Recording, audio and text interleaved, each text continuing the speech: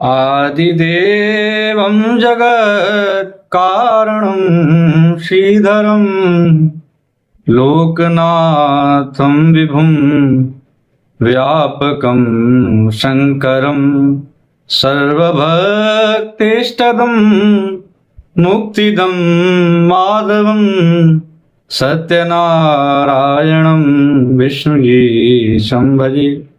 सत्यनारायणं विष्णुजीशं भजे। आप सभी को हर हर महादेव, राधे राधे, जय श्री कृष्ण। आज एक विशेष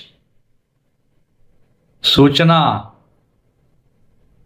विशेष मास, पुरुषोत्तम मास, अधिक मास, भगवान नारायण की पूजा के लिए, उनके चिंतन के लिए, उनके स्मरण के लिए, उनके कथा श्रवण के लिए इस मास को बहुत विशेष माना गया है। तो इसी में कुछ सूचनाएं, कुछ करने लायक और कुछ ना करने लायक जो कार्य हैं, उन सब से आप सभी को भी परिचित करा दूं, इस इच्छा से पुनः इस सत्र को लेकर आप सभी के समक्ष उपस्थित हूं। तो संत महापुरुषों के आशीर्वाद लेना, गुरुओं के सन्निकट बैठना, सदैव हृदय में राम नाम का चिंतन होना, ये आपको, आपके जीवन को सार्थक करेगा।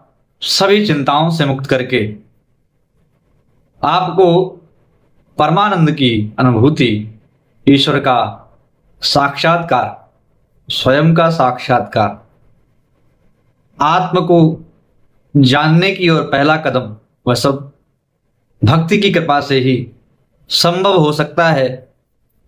तो सर्वप्रथम तो आप सभी को सुबह प्रयास करना है कि ब्रह्म मुहूर्त में उठें, और ब्रह्म मुहूर्त में नहीं उठ सकते तो सूर्योदय से पूर्व अवश्य उठ जाएं और स्नान करें। अगर गंगा के सन्निकट रहते हैं तो गंगा स्नान अवश्य करें। दामोदर अष्टक का पाठ करें, गुरु अष्टक का पाठ करें। श्रीमद् भगवत गीता में पुरुषोत्तम योग जो 15वां अध्याय है, 15वां अध्याय, उसका विशेष स्मरण चिंतन करें। उसको हिंदी में पढ़ें अथवा संस्कृत में पढ़ें। यदि जप करते हैं तो उसे बढ़ा लें, नहीं करते हैं तो उसे शुरू कर दें। तुलसी जी की प्रतिदिन आरती करनी है, उन्हें भोग समर्पित करना है, दीप दान करना है। प्रतिदिन जो मथुरा में, वृंदावन, यमुना के निकट रहते हैं वो यमुना का स्नान करें। जो गंगा के सन्निकट काशी, प्रयाग आदि स्थानों पर रहते हैं वह गंगा का स्नान करें। जो अयोध्या में रहते हैं वो सरयू का स्नान करें। तो इस प्रकार स्नान का विशेष महत्व है। श्री तुलसी जी और श्री श्री शालिग्राम जो हैं, उन दोनों की 108 परिक्रमाएं करें। ठाकुर जी को भी दीपदान करें।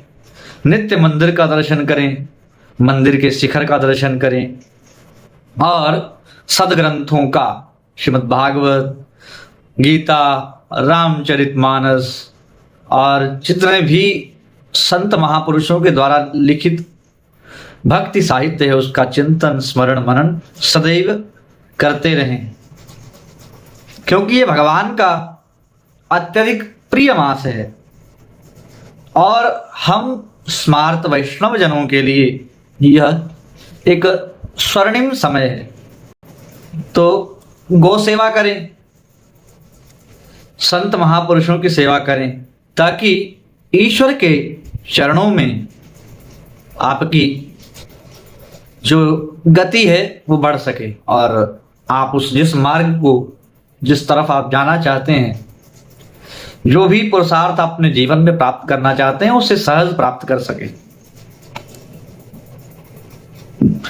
तो इसी के साथ कुछ इस मास में आपको क्या क्या करना चाहिए वो तो मैंने बताया कि किस प्रकार से भगवान का स्मरण करें, चिंतन करें, मनन करें, साधु सेवा, गौ सेवा आदि करें, व्रत रखें, सात्विक जीवन अपनाएं। इसी के साथ क्या नहीं करना है उसको भी जोड़ता हूं। विवाह अवधि और जितने मांगलिक कार्य हैं वह इस कालावधि में नहीं होते हैं। गृह प्रवेश, नए व्यापार शुरू करना, मुंडन, नामकरण, ऐसे कोई भी बड़े जो शुभ कार्य हैं इस समय में इन सभी कार्यों का निषेध रहता है। तो केवल हरि नाम हरि नामैव केवलम, कृष्ण कृष्ण हरे हरे, हे कृष्ण कृष्ण भगवान मम चित्त भृंग।